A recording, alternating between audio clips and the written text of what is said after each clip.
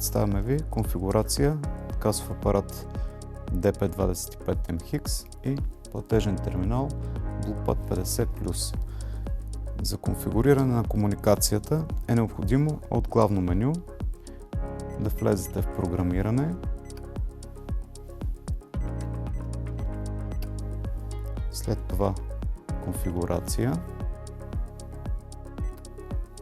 комуникация,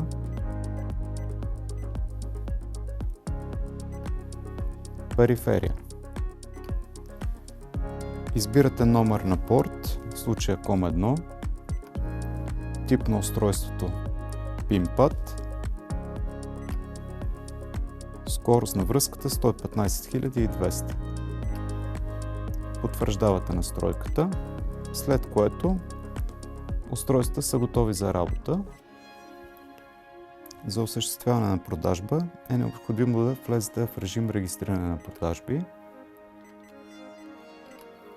Избирате съответният артикул и картово плащане. Когато клиентът желае да заплати с карта, потвърждавате. Сумата се инициализира на екрана на POS терминала.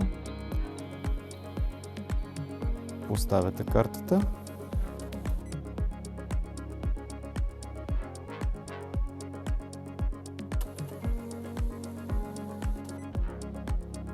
И операцията е завършена.